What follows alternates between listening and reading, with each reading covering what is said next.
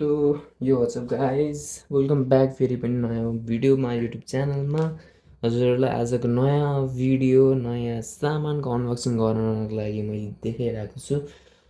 यो चाहिँ मैले यता मजाले लमजुङ घरमै छु। भिडियोहरू पनि अलिक ढिलो नै आइरहेछ। सो अब चाहिँ कन्टिन्युसली आउने चाहिँ म कोसिस गर्नेछु होइन। सो आज चाहिँ म एउटा पहिले यो यता यसरी राख्दिनँ होइन। सो मैले चाहिँ एउटा सामान मगाएको थिएँ होइन, like as a coffee lover यसो खाइदिउँ भनेर होइन। सो म पहिला चाहिँ अब बारिस्टा सिकेको मान्छे प्लस हाम्रो लाइक टिचर हुनुहुन्थ्यो, उहाँले चाहिँ सेल गर्नुहुँदो रहेछ।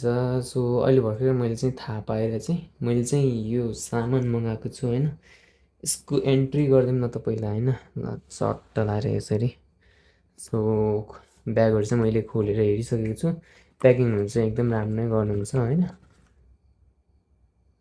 सो हाम्रो यो चाहिँ हो हाम्रो कफी होइन। यो चाहिँ हाम्रो कफीको प्याकेट भयो। यो चाहिँ हाम्रो ग्रान्ड साइजमा आउँछ, अलरेडी रङ गरेर आएको हुन्छ, प्लस मिडियम रोस्टमा आउँछ होइन। सो यो चाहिँ उहाँले सेल गर्नुहुँदो रहेछ। सो यो चाहिँ भइहाल्यो।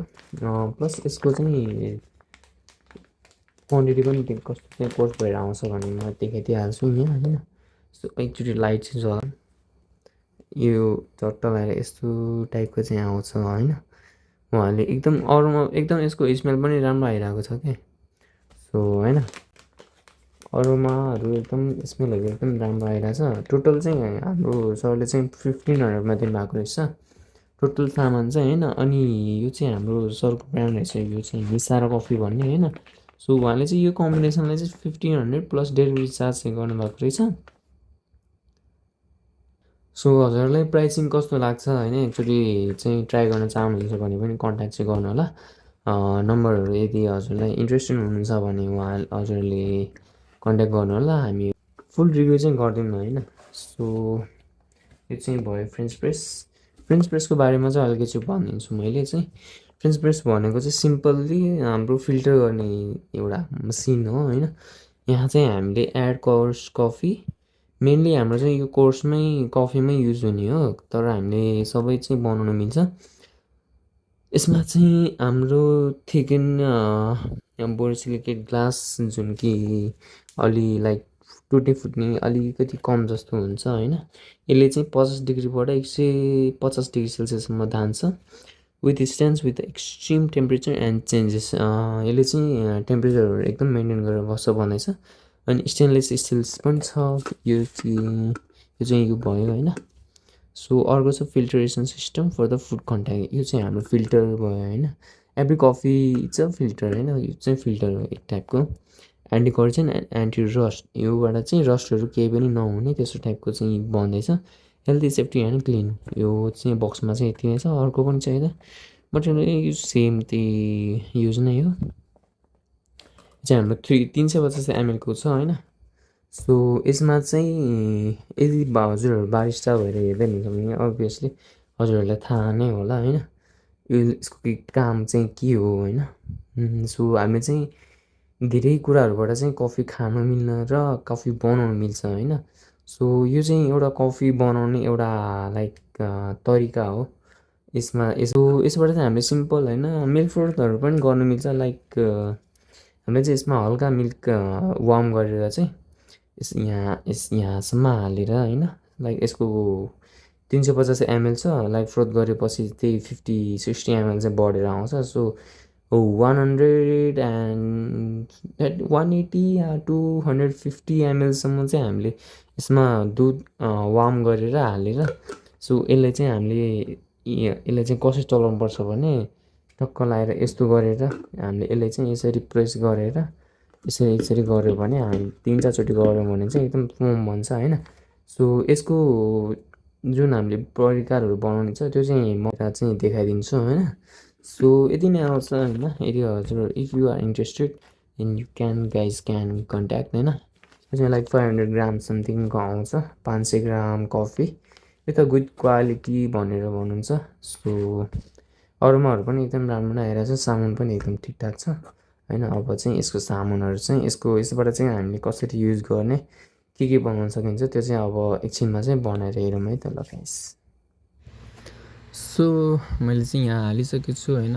के हालिसकेको छु भन्दाखेरि कफी होइन, मिडियम कोर्स गरेको चाहिँ कफी मैले यहाँ हालिसकेको छु। लगभग 3 चम्चा हालेको छु होइन। 1 चम्चामा 5 ग्राम जति हुन्छ भनेपछि मैले 15देखि 16, 17, 18 ग्रामसम्मको हालेको छु होइन। त्यो चाहिँ मैले already medium heat like 70 to 85सम्म डिग्री त्यति टाइपको चाहिँ मैले हिट गरेर राखेको छु होइन। त्यो चाहिँ यहाँ मैले हालिसकेको छु।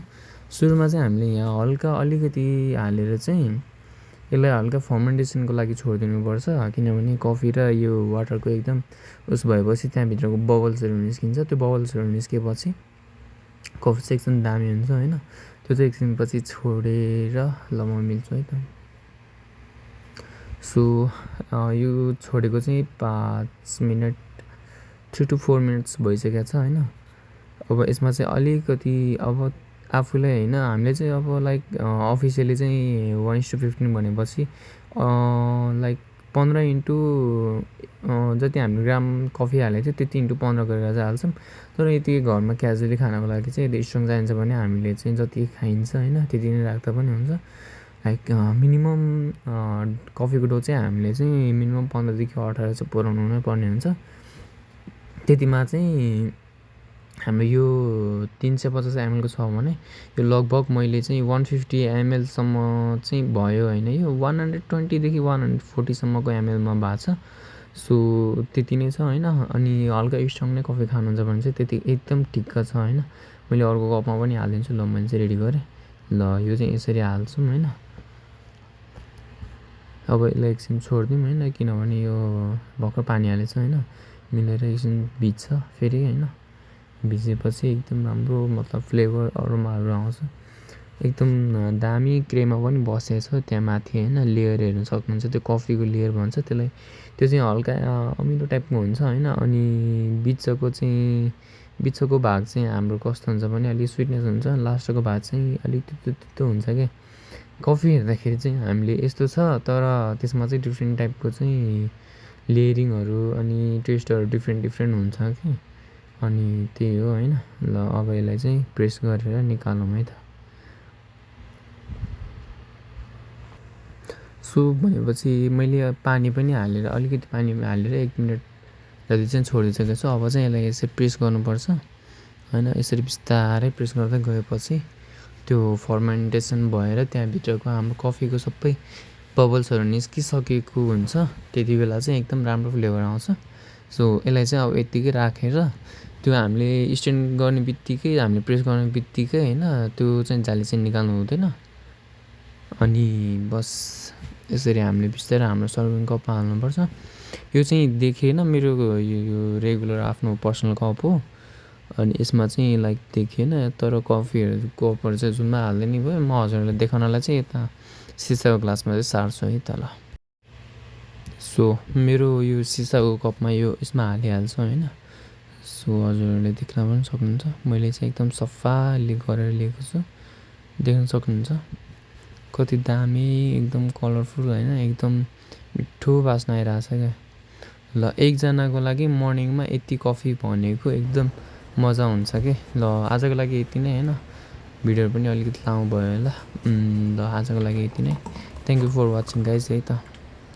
यति नै प्लस मैले चाहिँ लास्टमा चाहिँ त्यो कफीको चाहिँ मैले यतिकै अब दिउँसोमा होइन कता कफी खाएर नै भनेर चाहिँ मैले त्यसैलाई फ्लेभर हालेर मिल्कहरू हालेर आइसहरू हालेर एकदम जुस चाहिँ बनाएको छु। लाइक मैले चाहिँ ट्राई गरेको फ्र्यापै बनाउनलाई चाहिँ, किनभने मेरो मिक्सर चाहिँ अलिकति लो वाटको भएर चाहिँ धेरै त्यो मेरो आइसहरू नै क्रस गर्न सकेन। त्यस कारणले चाहिँ अलिक पातलो भयो, तर एकदम दामी जुस भएको छ। ल हामी चाहिँ इन्जोय गर्छौँ। भिडियो इन्जोय गर्नुभएकोमा धेरै धेरै धन्यवाद एन्ड थ्याङ्क्स फर वाचिङ। अनि अर्को भिडियोमा छिटो नै भेटौँला and good bye, love you all, thanks for watching my video.